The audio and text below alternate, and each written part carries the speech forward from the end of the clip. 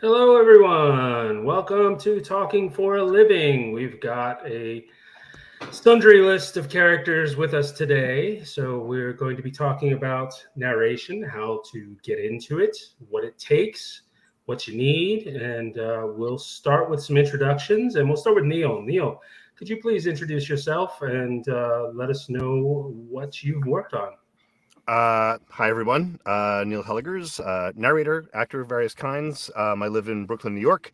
I have been narrating for a number of years. I've been narrating for as long as my child has been alive, so it's a good hallmark of being like, "How old are you?" Cool. I narrate a lot of different genre stuff, a lot of game lit, a lot of fantasy and sci-fi, the occasional nonfiction, the occasional literary fiction, and sometimes historical fiction when it's moved such my way. So glad to be here and glad to be sharing this space with all these wonderful other artists as well too. Excellent. Thanks, Neil. Mhm. How about Travis? Hi, I'm Travis Baldry. I think I've been a narrator for I want to say seven or 8 years, more or less. 4 or 5 of those full time. I narrate a lot of genre stuff. I'm probably best known for Will White's Cradle series. Uh, I also write now, I guess, and I used to make video games, so I have a weird, strange adjacency with game lit. Awesome. Mark.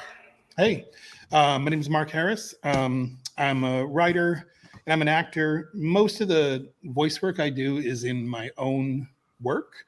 But a lot of the other voice work I do is in relationship to my experience design consultancy. So, for instance, right now I'm doing an audio tour for a client of their landmark building in Manhattan. So I'll perform audio work for that kind of thing as well.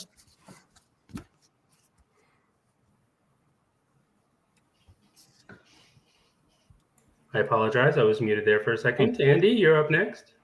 Hello, I'm Andrea Parsnow, also known as Andy. I will accept either. I'm a narrator. I'm a professional mouth noise maker. I've been doing it since 2017. Was that 6 years? Yeah, 2017. So I've been doing this about 6 years, and I work primarily in harem and lit RPG, and I love it because we're all a bunch of weirdos over there, and it's awesome, and I love it. Awesome. Daniel. Hello, everyone. I am Daniel Wisniewski. I am a voice actor, stage actor, various types. Been doing narration just past my 4-year anniversary, apparently. That was like a couple days ago. Didn't realize that. Wild. Best known for probably Battleborn, Class Shift series by Sean Oswald. And I'm just very excited to be here. This is awesome. So Great. So let's get started. We'll just throw it around. How did you get your start doing this, and where what made you want to be a narrator? How did you fall into this line? And we'll go backwards this time. We'll start with Daniel. How did you come about this? Well, I actually found my first job through Backstage. I've always wanted to do voice acting, just ever since I was a little kid. And I would take any avenue to get into it. I actually never listened to narration growing up because I could just never get attached to it. And I think I was just listening to the wrong ones because now as a narrator, I'm very attached to it. But I got into it, about 4 years ago. A company was forming up trying to do a bunch of romance, fantasy, romantasy narration. And they would teach us, they would pay us a decent amount, for New York costs and everything like that. And then eventually I parted ways with them and just kept going at it because I really enjoy fantasy. I really enjoy sci-fi. And I don't know, it just clicked with my style of performance. It just really worked for me. And I'm just doing it ever since. Great. That's awesome. Andrea, how did you get your start? I was in college I was a vocal major in college for singing voice and realized that I really didn't like opera. So I went over to musical theater and realized I can't dance. So I really went, and then it turns out they had a really great voice acting program at that college. So I went into the voice acting program and that kind of thing. And when I started that, a friend of mine, I made friends with Will Errand, and Will recommended, "Hey, have you ever heard of this website, ACX? You might want to try it out. You know, maybe want to see what it is. I think you'd be good at it." And so I did that. I went on ACX and I looked around, auditioned, got my first book, fell in love with it, and financed a booth. I financed my Whisper Room. So once that bell was rung, it could not be unrung. So I had to do this, or I was going to be in a lot of trouble financially. So, and I fell in love with it. I absolutely adore it. Awesome. Mark, how did you fall into this? So it's interesting. I actually fell into this in the 90s when I was an actor in New York, and I started doing a lot of voiceover work back when the industry was very different. Nobody had home booths, or if you did, it was very, very rare. I did commercials and some documentaries and that kind of thing. And one of the reasons I really fell in love with voice acting was, as an actor, I'm very much a type, and I'm going to be cast as one thing only. But when you do voice work, you can have a much broader range, and you get way more opportunities, I think, to do stuff you would never be cast as with your face. So I really loved doing that. I had done like a one-man Christmas Carol and a one-man Young Goodman Brown, and I really loved the idea that I could play a whole bunch of characters without this face. So then I got out of it, and I recently came back into it maybe 2 or 3 years ago when I started writing audio dramas and performing in my own audio dramas, often when I didn't have, budget for another actor. But it definitely helped me kind of bring those skills back and kind of fall in love with it all over again. Cool. What were you typecast as? Well, it was always like the football player, or the mechanic, or, I was never going to be a leading actor. And so voice work just meant I could be anything, really. Cool. Yeah. Travis. Well, this was not something I ever expected to be doing. I was not a theater kid. I had no aspirations to be a voice actor or to act in any way, shape, or form. I did enjoy reading to my kids. I did it a lot. I love to do the voices. And I did really enjoy audiobooks. I had audiobooks on cassette and CD, which is a big pain in the ass, by the way. And Frank Muller was like my all-time favorite narrator. I just think he's spectacular. He's the GOAT. But while I was doing game development, I really didn't want to pay for studio space rental to have people come in and do lines for doing recording. So I put together the basic equipment to do that out of my home. And when I had that equipment, I started playing around, and I stumbled across ACX and was like, you know what? My kids don't need me to read to them anymore. I could just do this for fun. And then it turned out that I really liked it. So I kept doing it on the side. And better and better books came my way. And eventually I did Unsold for Will White. And there came a point where I could just sort of I could feel the airplane taking off. Like, people wanted me to do this. And also, bizarrely, I discovered that I enjoyed it a lot more than making video games, which seems crazy, but video games is brutal. And when you narrate, you spend all your time with book people. It's kind of awesome. So I eventually made the switch and then never looked back.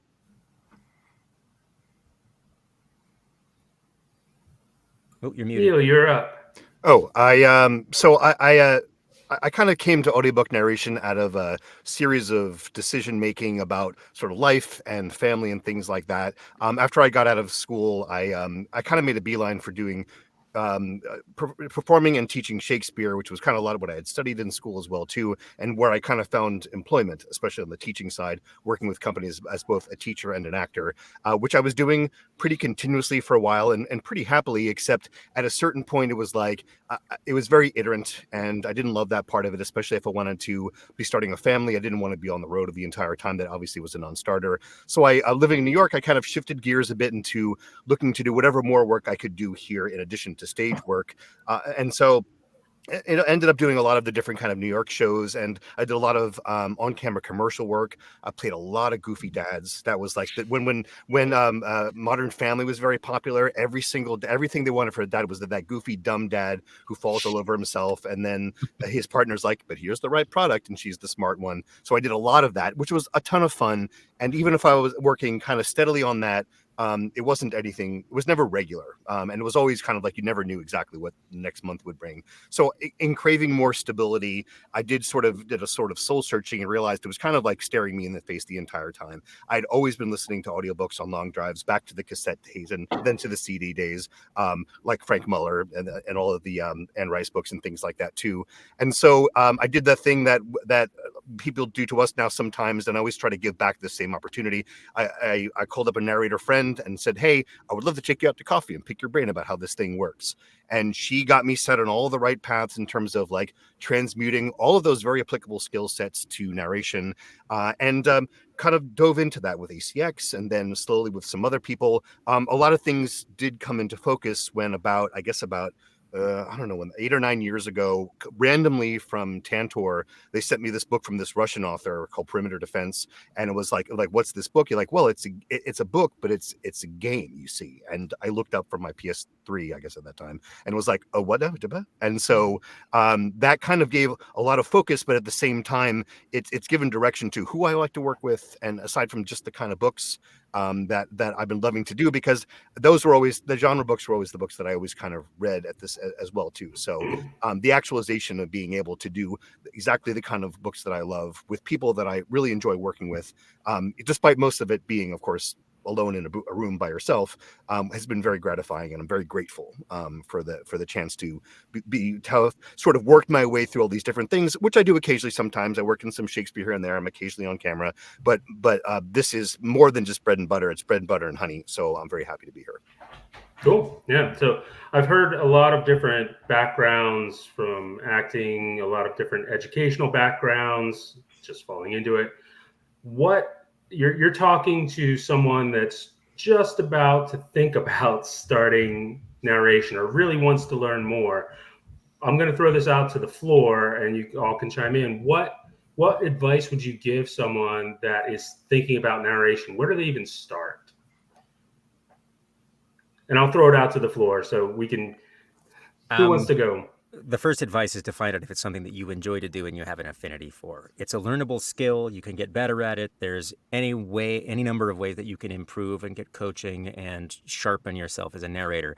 But I think you have to have a couple things. One, you have to innately be okay with sitting in one spot and reading aloud for hours at a time, and you have to derive some joy from doing that. And you can try that out right now. Just go sit in your closet and read out loud from a book. And if you don't like it, this is a good time to stop. And then the second is to have an interest and affinity for language and the spoken word, because I think a large part of narration that you can't necessarily teach, or that is difficult to teach, is an intuition for the way that language functions and for the way that narrative unspools. Because a lot of what is involved from the day-to-day aspects of narration is anticipating what's going to come next, is figuring out where the author is going to go with this. Because at any moment you're kind of reading ahead and intuiting what is trying to be conveyed with this sentence. And to have that sense, you just have to really like language. I think enjoying writing and reading is just really a prerequisite.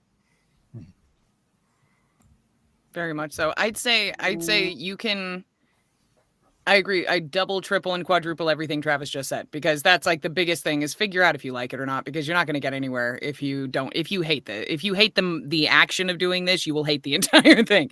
So that's the hard part. If you get past that bit and you really want to get into the actual narration stuff, the biggest advice that I can see that I think everybody is guilty of falling into this when they start out. I know I was a mouthy little brat when I started out.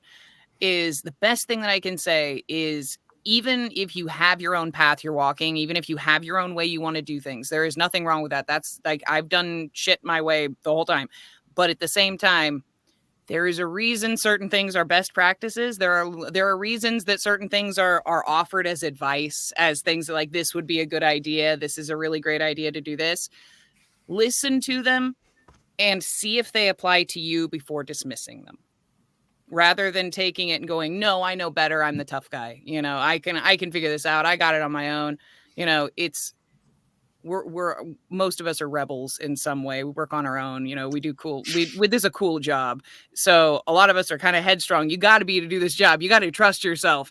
And it's easy to get kind of stuck in that rut and want to lash out at people who are trying to help. And I could have cut so much heartache out of the beginning of my career if I would have listened every once in a while and paid attention and then learn the rules before you break them. Like learn those things, is figure out whether or not they apply to you, and then feel free to break them when you establish that they don't. That's perfectly fine. I break them all the time, but know what they are, because a lot of times things like, hey, you might want to start out with a pseudonym. Before you find your genre that you work in, you might want to start with a pseudonym, because most of us end up with like this really freaking weird 3 to 5 books at the beginning of our career that match nothing else that we have done because we worked under our own name, and we have these very strange books starting out. So things like that, like little stuff like that, can really help out. And coaches are worth it. When you find the right coach for you, they're worth it. Just find the right one for you. So on that note, Daniel, go ahead. But I want to talk about coaches too at some point in time here. Sure. I was just going to say, people underestimate how much of an investment voice acting is, whether from a financial aspect, from a learning aspect, also just from a time aspect. Like, you really need to not only be okay with shelling out like a good couple $100, even for like a starter system for like, you know, the technological side of things, but also from a coaching standpoint. And also, you really need to be okay with not only just standing around for 6 hours and talking to yourself, but being okay with no feedback. Like, that's the biggest thing, is like, a lot of the times with narration, we really don't get a lot of feedback from the author, from people listening. It's usually from a technical standpoint, like, not, oh, could you give that delivery a little bit more differently? It's, oh, this word was messed up. So it's just a massive amount of investment across the board that you just need to make peace with and just need to maybe get used to. And for those from one side of acting going into another, this isn't a last ditch sort of thing like, oh, I'll do this in my spare time. This is a career. Treat it like a career. I can't tell you how many times people have reached out to me, or, you know, I've heard stories, horror stories about, oh, I'm trying to get into voice acting. Are you really? Or do you just want to be like, you know, getting into cartoons and this is like your leg up? Like, it is a job. Treat it like a job with the respect that it deserves. So.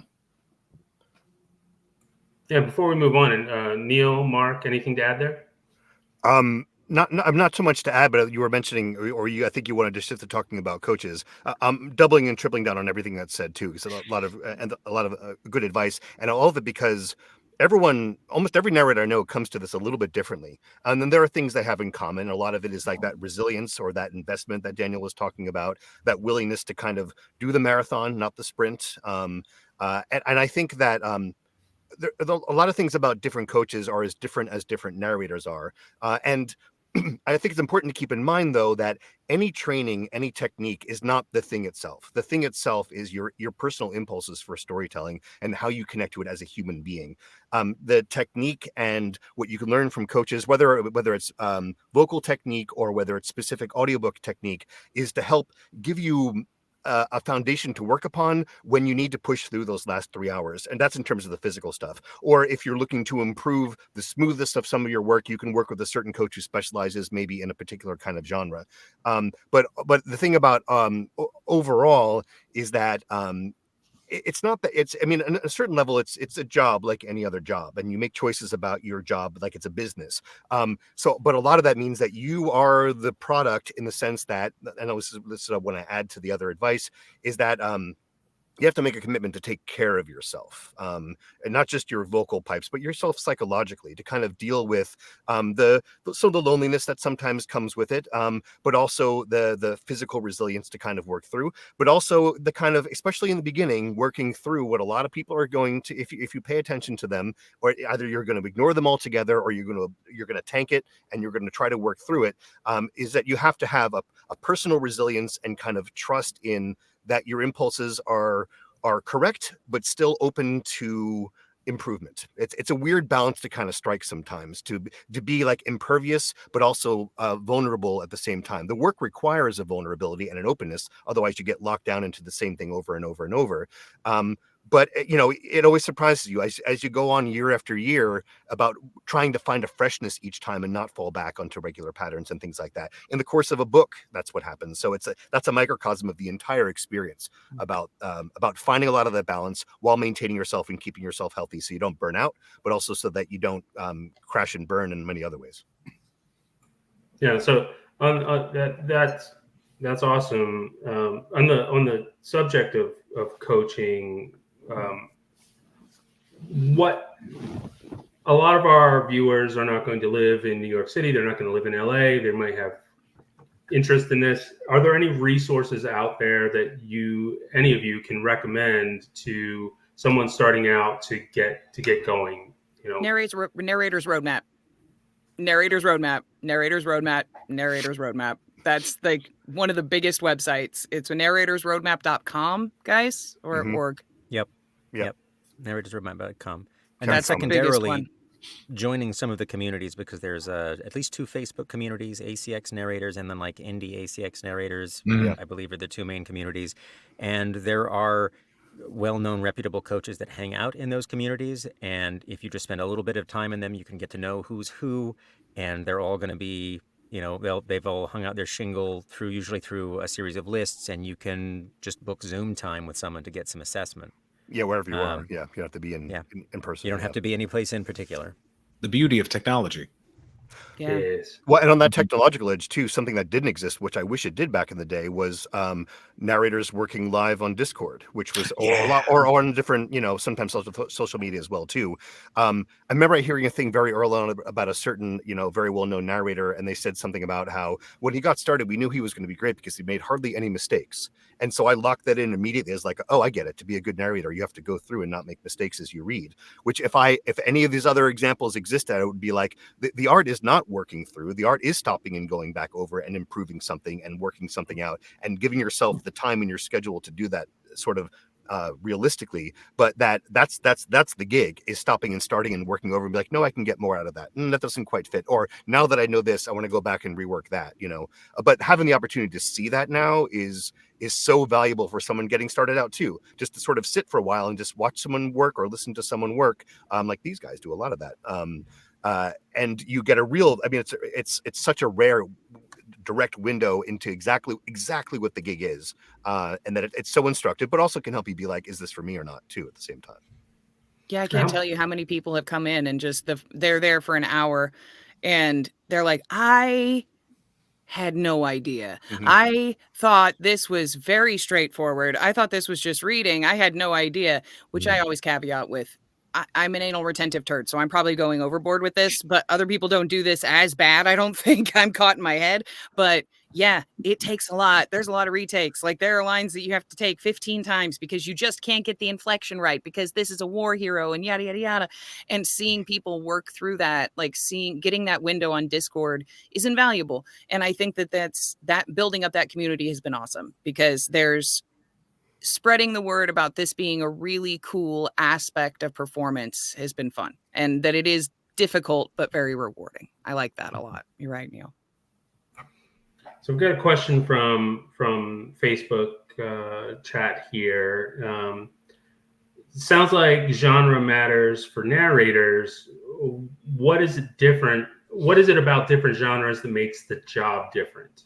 Do you go in with a different mindset? What does that look like for those of you who have worked in different genres? Some people like to say that there's no difference between genres, really. You're just reading what's in the book. I don't think that's true. I think that in some sets of genres, maybe that can be true. But I think that when listeners come to a genre, they often have genre-specific expectations in terms of like presentation. So if you look at something like Litfic versus Game Lit, the listeners have a very different expectation of what they're going to be getting back from the narrator. Game Lit, Lit RPG, Prog Fantasy listeners are expecting a performance. They're expecting really distinct characterization. They're expecting something closer to like what you would see in the voice cast of like animation. And people who are coming to Litfic, that's not necessarily in their mind at all. Some of them just want the experience of somebody reading to them. Maybe they'll be just fine with richer characterization, but they've just got a different initial customer calibration. So to a certain extent, it's like it's where you sit on the gradient between what you personally think is right for the book and what the audience thinks is right for the book. For me, I'm always somewhere in the middle. I want to please me and the person who's listening, but there are clearly different expectations from the listening side of things. I think it also matters to know what you're talking about too, to an extent. Like I think there's a huge element. Like I think it was Joe Hempel at a panel one time was talking about picking up like nonfiction books to learn things. Like he picked up nonfictions every once in a while just to learn a new topic and stuff, which is actually, that's brilliant in my brain. But brain dump. yeah, it's just cool. I have the most trouble when I am narrating in a genre that I am not familiar with the subject matter by a huge amount. Like you put me in fantasy, I'm comfortable. I know elves, I know orcs, I know dryads, I know nereids, I know yada, yada, yada. Like I know these things in my head. I know what they look like. I know they move. All of that makes sense to me. I play video games. Like I know what those things sound like in a game. So lit RPG makes sense. You put me in like military sci-fi, like one of the series I work on is partly kind of military sci-fi mixed with fantasy, and I have so much trouble with the mech stuff that happens, and it's absolutely no fault of the author. It's I don't know mechs, so I don't know the difference between center of the torso and center torso. To me, I sit there going, is that a typo? I don't understand that. So yeah, that weird little stuff actually does really matter. Like there's the huge aspect that Travis is talking about, with like the listener is going to expect something different. Yeah. This way, the listener is going to expect something different. And also you need to know what to put into it. You need to know what you're saying so you can put into it. That helps a lot. Otherwise, it's just going to be harder work. You can still do it. Absolutely. But it's just going to be harder. The distinction I always make in my own head about different genres is that I think, as been said, it's absolutely right that listeners for a particular genre maybe only listen to that one genre, and so they have very specific expectations about it, and that develops the style of it. But my corollary to that is that the characters don't necessarily know they're in a genre, and so even if style wise or voice choice wise or character wise you're choosing something that is fitting those expectations, I'm always trying to match that with a character place where that person's coming from. That doesn't, it's about their specific circumstances and given circumstances and what's happening in the scene or what they're trying to get from the other person. Though what's also cool is that I'll note about character voices in general is that if you go back and listen to audiobooks from about 10 years ago, almost in kind of not every genre, but in a lot of genres, there's a lot less of that vocal choice character work specificity. And the industry has even a non-fantasy other genres, there's been a big shift towards everyone kind of working towards making those kinds of distinctions. It becomes a lot more, I think, overt when it's fantasy and sci-fi, when you have alien from planet X or you have elf with invented Scandinavian accent, that it's going to be that much more specific and overt and different from main character guy or main character girl. But in general, I'm not saying that it's game lit driving the industry, but I did just say that. Thank God. I mean, I kind of noticed, the other thing I noticed since I started way back in the day is more multiple narrator books. That was almost non-existent when I started, and it was much more of somebody just reading a book. But it does feel like things, and I don't know if it's game lit or if it's just sort of, animation or whatever, but it does feel like things are moving in general more towards characterizations. Some of the just normal fiction books that I read now will have more characterizations to them. Yeah, I think that's driven by a couple of other things too, especially as we move toward like an era of AI. A differentiating factor for actors that helps us retain our value is to do things that AI cannot do. And another thing I think that happens on the narrator side is that effectively we're all trying to differentiate ourselves. We're trying to say to a prospective author or publisher, hey, this is why you want to hire me. This is why I am different than other people. This is the range that I have. This is the kind of characterization that I can do. It requires more skill and breadth of knowledge to be able to pull off. So as a narrator, the more arrows you can put in your quiver, the more marketable you are, the more useful you are, and the more books you can do justice to. So So, Want to be replaced? Be replaceable. yeah. Got another Facebook question here from Paul. Oh, no. On a scale of 9 to 10, how much do you enjoy voicing both lovers going at it in a sex scene? really depends on how good the sex scene is. Mhm. Right? They never are. No, like that's unfair. That's unfair. Mine is just, I have the most trouble sounding convincingly duty in those moments. Like just that, just like, Satisfying. oh yeah. Like it's just, it's weird to try to get it. Like I've had to get good at it because there's a lot of those scenes in Harem. So I've worked very hard to develop my dude sex voice. Thank you very much. But it is still this moment in the back of your head going, really though? Really? Anybody buying this? Anybody buying that? Fine, I'll go back and redo it. Can we judge your skill as a narrator by how many people are in the sex scene? So if it's a threesome or a foursome or a whole orgy, can you handle the whole thing? Yeah, right. Yeah, Dre, what's your max number? Mine's like 6. There were 53 dryads in one. They did not speak though; they were butt sticking out of curtains. So, in my defense, they didn't all okay. have voices. All voiced characters, I think it's like 7 or 8, probably like that are all talking to each other. I'd have to think about it genuinely. So 9.7, basically. Something like that. Yeah. Yeah. If we count Roughly. all of the dryad butts together, Yeah. then that's like 4 dryads. There's an equation at play. Yeah. Exactly. It's an algorithm. Dude, sex Algorithm, voice. Yes, dude sex voice. That's the official term for it. It's in the dictionary. It's in the narrator dictionary. You can look it up. But even there, just I guess to pull a serious spin on it, even in that sort of like the kind of goofy romance fantasy harem stuff, you do have to be very committed to it because you don't want to break the illusion, you don't want to break the scene, and people are expecting higher quality now because it is so much partnered stuff. It is even, there's a lot of like the solo stuff, but now it's all like duet, and they expect full on like this is real. And that's just been that was my bread and butter for like the first 2 years of doing this. So getting very into that and very into the seriousness of it.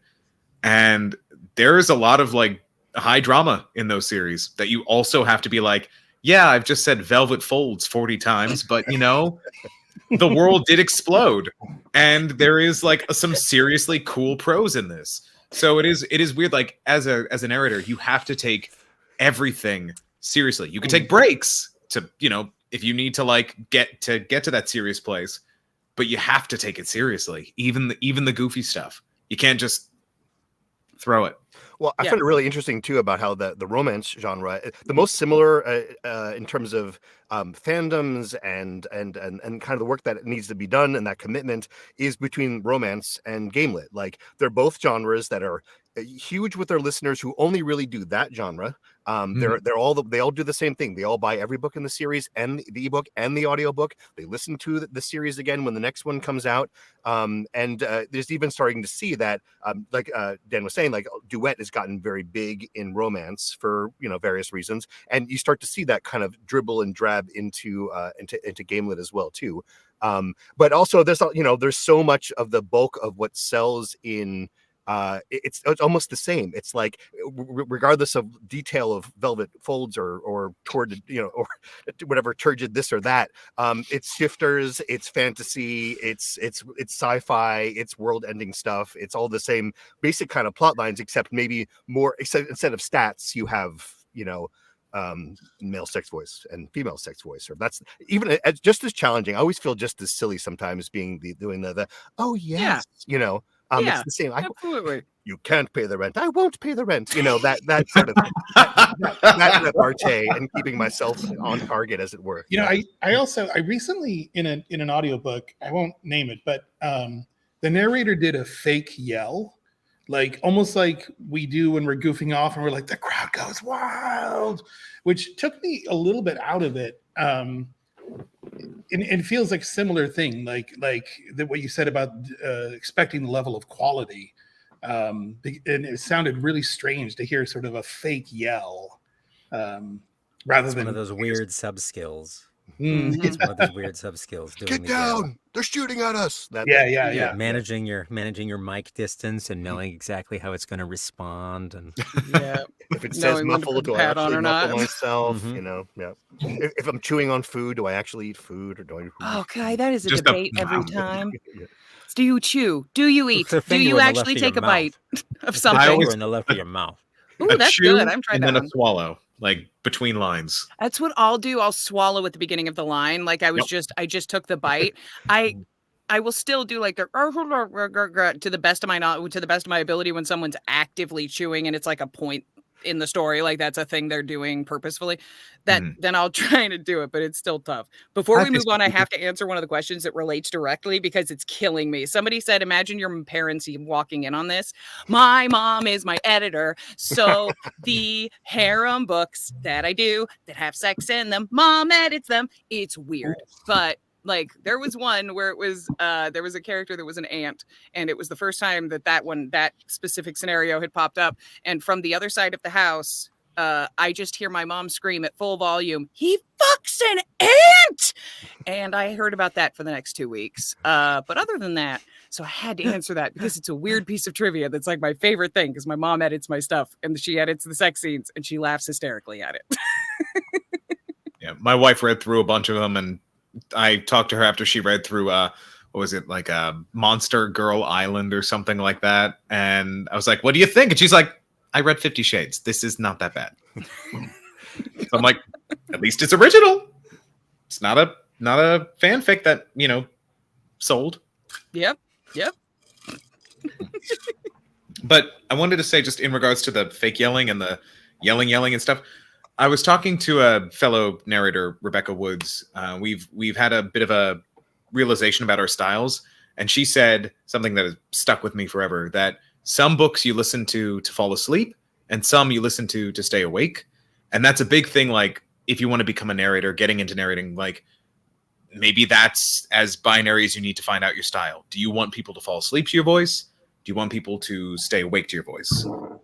I'm an awake guy. I very much yell. If it says like, the get down and in a war, it's like my neighbors are complaining that Dan is shouting to himself again because they can hear it out in the hall. So Yep. I'll pop the pad on the mic and try to make it sound I'll pull it as best I can just because it's a pain in the butt, but I'll pop that pad on the mic and try to get it as close to a yell because I don't have a very convincing fake yell. There are people who can fake convincing yell. I cannot do it. I'm working on it. it's a skill. It's a skill. Mm-hmm. So I got another question here from Facebook. It's been a tradition recently that a lot of authors are throwing in songs, and this is from Doug. How do you handle that? Because it's a bit of a different talent. Have any of you worked with a book that has songs, and what was that like? Well, it comes up a lot, but there's a weird. It doesn't always apply, and I'm always curious when I do hear actual singing happen, because my general understanding is that, or I think it depends on who you're working with and how cautious they want to be about it. On a publisher level, they will not let you sing. If you sing, even if you invent your own melody and you send it in, they'll be like, "I'm sorry, we need you to recite this because there's a possibility that melody matches some copyrighted bit of music somewhere, anywhere, and then it's a problem." And I always feel when I hear like people do, I always feel for the narrator when I'm listening, and they're like, oh no baby, oh no baby, because I know why they can't do it, but I don't know if the listening public understands. It's like, why is he not singing? He's supposed to be singing, And so when it does come up, when I'm like, oh, I don't think anyone's going to call me on this, it's rare, but it does come up. But I mean, I wish I could do more singing in my general life. So if I find the opportunity to kind of slip it in, or if they say, you know what, go ahead on this, we're okay, then it's a blessing. But but generally speaking, that's the rule about it. So it kind of puts the kibosh on most music, most songs. Yeah, I'll sing them if they're original. I won't sing them if they're rights songs, or if they're open, if they're public domain, things like Baby Shark. I've had to sing Baby Shark as like a monster before. That was fine. That's a public domain song. But I always look up to see if the rights exist, like if there's rights, if it's public domain, yada, yada, yada. Otherwise, I'll, if it's like Bird singing in The Wandering Inn, where it's just Bird, I am Bird, then I'll just sing that. But if it's an actual song, no. I also won't sing in male voices for the most part. It sounds stupid. Like I recite male singing because it sounds really dumb if I try to sing as a guy. If it's like a real song in the real world, I try to keep it under 30 seconds. Just try and sing it fast. That way, like, even if that is like a rights thing, it's like if it's under that, it's usually under fair use. If it's original, I go all out. I'm just like, they can tell me to change it later and I can always put it in later. But the musical theater major in me is just like, I must sing. So I think I did that for Dr. Druid for Maxwell Farmer, and he came back. He's like, why did you sing this? I'm like, you wrote a song. He's like, I didn't expect you to sing. And I was like, well, there you go. And he loved it. So that was nice. So yay, singing. Yeah.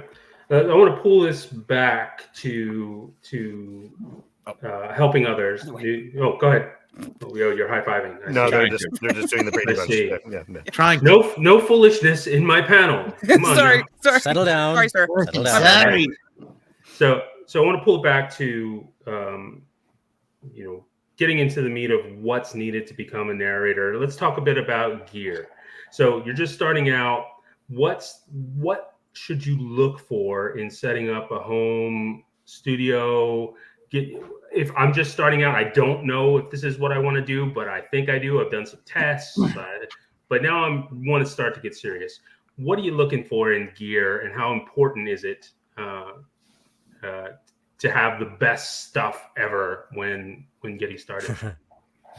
So I put together an entire video on this, going through all of the potential like basic starting equipment and prices and what you need. It's on my YouTube if anybody feels so inclined to look. The first thing you need to figure out is if you've got a place where you can record more than anything else, because the space that you record in is almost one of the most important pieces of equipment you can get. So a lot of narrators start out in a walk-in closet because there are clothes in there which minimize the reflections of your voice off of the walls. Like, you know what it sounds like when you talk in a bathroom. You don't want that. So making sure that you have a place that is quiet and is not going to provide flutter echoes when you talk is job number one. The main other pieces of equipment, though, you've got to have usually an XLR mic. There are some USB ones, but generally you want to stay away from that. You're going to want probably a cardioid, although some people use a shotgun, and it's going to be a condenser mic that is designed for like close work. And you're going to need an interface, which is the thing that takes the analog signal from the XLR cable and converts it into a digital signal that can then go into your computer. And you're going to need a mic stand, and you're going to need a tablet to read from, and you're going to need either a computer that is dead silent, like a MacBook Air, or a computer that you can put out of your recording space with cables that extend into the space that can show your monitors, and usually a wireless keyboard so that you can interact with it. That's like the basic stuff, and there are permutations of that. And honestly, the starter gear that you can get for all of those things together for probably like $400 or $500 is fully professional. You can make professional work, and all this stuff gets turned into crappy MP3s anyway that people are listening to with terrible compression on their phones. So, and then the last component is the DAW. That's the digital audio workstation that you record in. There are free options all over the place. There are people who love Reaper. There are people who love Studio One. Both of those are very affordable. There's expensive stuff. There's cheap stuff. There's free stuff, but it's not a huge barrier. All right, I'm done. I was going to mention the space to me is maybe the most important thing that people overlook and need more knowledge to truly understand. Like when you go in your closet full of clothing, when I've done it, there's still nuances to doing that, and there's still many problems that can come up if you don't understand acoustics. So yep. I always advise people to. It's just like when you're taking a photo, the lighting is as much as the camera, then the space you're in is as much as the gear. So it behooves you to take time to learn about acoustics enough to, because I recorded stuff in my closet with clothing and it came out terrible. And because I didn't understand, I was too close, the mic was too close. So I always advise people to really think about learning about acoustics in a space. And Yeah, if you and don't, figure out if you're whether not or not able to you- learn, yeah, go ahead. No, yeah, go ahead, Travis. I was just going to say, if you don't know, there are engineers out there that you can hire for a small amount of money to evaluate your recordings once you've kind of got your stuff together, because you just don't know what you don't know. I imagine Yeah, and comfort make sure works you in there train. too, right? Comfort in your when you're sitting for hours on end alone in a closet comes into play too. Yeah, there are narrators who stand too. I Get do. out, Daniel. Get out. It's Leave. because it just I don't it wanna talk to sounded you anymore. too We it can't sounded be too friends. compressed. Trust you, stupid narrators. I need Open to up the stand. diaphragm. I used to so I It's really I used good. to sit in my old space because it was just a blanket over my head, but it was a soundproof blanket. And just to reiterate what Mark and Travis said, like the acoustics, the science of acoustics, it's mind-boggling. So I record out of my closet, and it is a walk-in. It does have clothes, but I have a soundproof blanket from Vocal Booth to Go behind my mic, so that the sound that hits, like, it's absorbed. It's not like reverberating too heavily. Got that Rhodes NT1 microphone, still using it. That Scarlett AI, it's fantastic, still works. Don't break a not broken system. But yeah, like it is a little expensive, but yeah, you can get all that. I had to buy a new set for my new space in Philly when I record and it was about like $500. So Okay. everything, like a decent amount of stuff that like I can use continuously now. It's not that bad if you can afford it. But the space Well, is and so important. relative to any other small business, I mean, what business can you start where your startup costs are like less than $1,000? There's very few when you think about it. So while it Yeah. is definitely an outlay of money, it's money that you don't have to constantly refresh. Once you have your equipment, you just kind of have it, unless you have gear acquisition syndrome.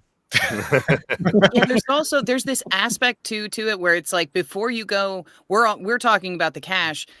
Make sure that you can functionally record in the space you live in, because if you have neighbors who mow their lawns all the time, you have sirens and beeping and city noise and all kinds of stuff because you're in an apartment, you've got kids that live above you, they're thunder feet. Like if you have all of these things working against you, you're either not going to be able to do it, or you're going to have to buy a very expensive booth, or you're going to have to record at 2 a.m. Like there are options. It's just going to be a lot more difficult. So make sure you take all of that into account. If you live in like a big city or something like that, it can be more difficult essentially. I live I'm in the middle of Maine in a basement. So it's very easy for me. When I lived in the city, it was a giant pain in the ass. Giant. I get sirens constantly just because we're on I'm by Mount Sinai Hospital, like right along the street. So noise reduction on Audacity, which is free. So use that. It's fantastic. Also just another free resource, ACX. Get it, use it. It's free. Just set it up and then learn from that as well. Like you can hear what people do and what not to do and what to do. So let's jump into ACX. You've mentioned it several times. Some people have been asking, how do you get your first book? How do you get work? Right. What do you do? Let's talk a bit about ACX and why it's important and how to use it. Well, I think that the initial benefit, I think, isn't even necessarily getting your first book. It's auditioning for your first books before you even get one. There's a lot of everything that everyone's been saying about the setting up the space and getting everything right is all stuff that you need to do before you're putting yourself you're out there as a full-on professional. There's no like, well, this is sort of okay, this is sort of works, my sound I think is all right. You could actually do some real damage to yourself early on if you put your stuff out too early, before either on a personal technique level or a performance level or a technical level. And then once the thing about ACX now, I mean, I think there was a sort of idea about it back to, certainly I got started doing ACX, 10 years ago or so. It was a much different situation than it is now. And I'm not even talking about how it's now flooded with AI titles. It's just, there's so many more people. And so the expectations going into it should be tempered.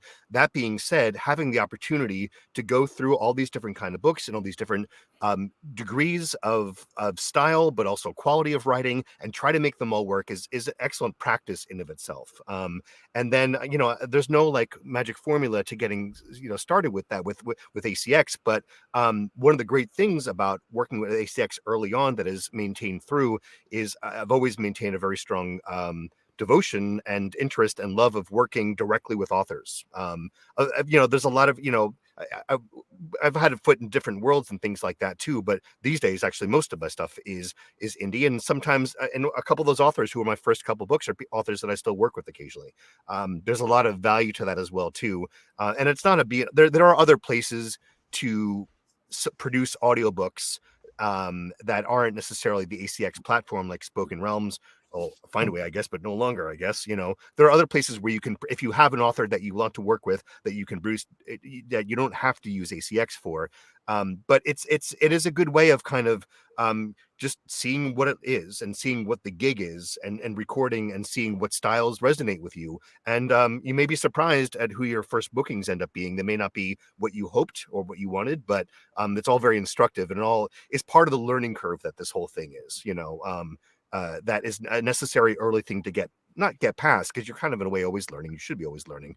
But it can be rough. It can be discouraging. Like any other performance capacity, you're going to audition 1,000,000 times, and you're going to get a fraction of those, especially when you're starting.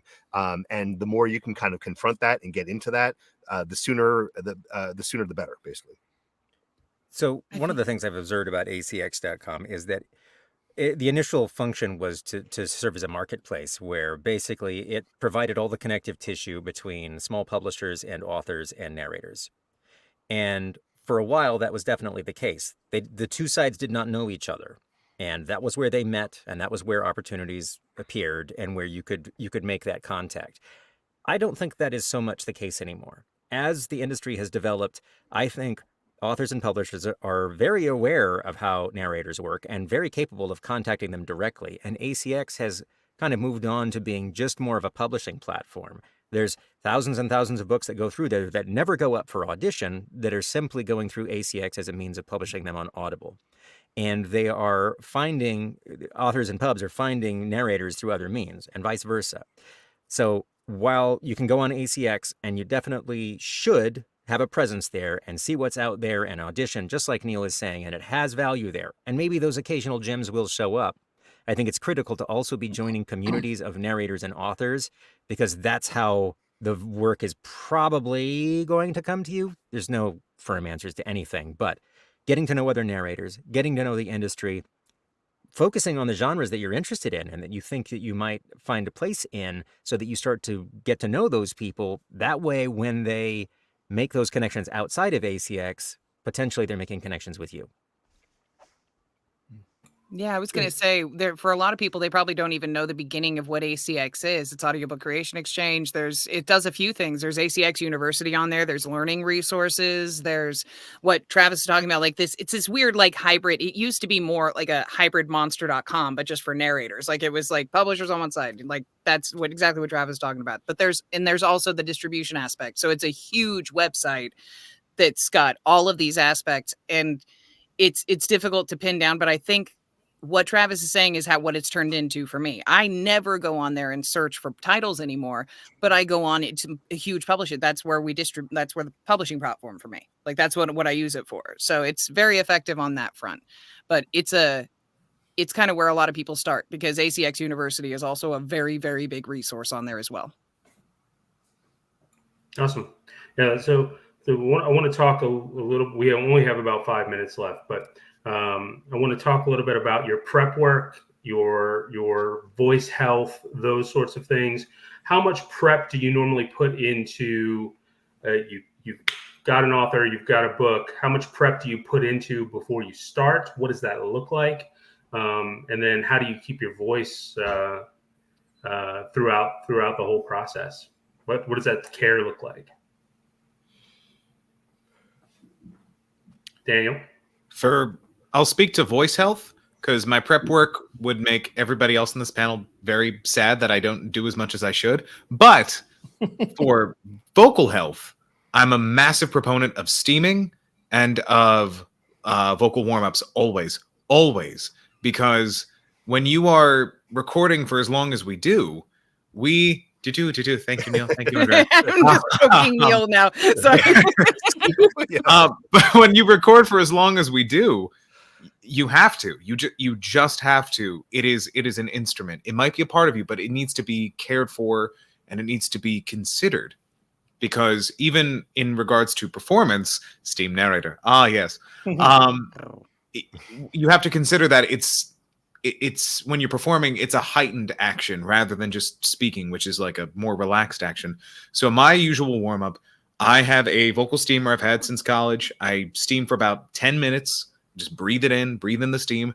I then do a vocal warm-up, a singer's warm-up for about 5 to 10 minutes, and then I jump back in. And then even after lunch, I steam again, because I just know my voice after eating, it's like it needs to be refreshed. You can never take too much care of this. You truly can't, in regards to steaming, in regards to warm-ups and even warm downs. Some people need like a vocal cool down to get back into it.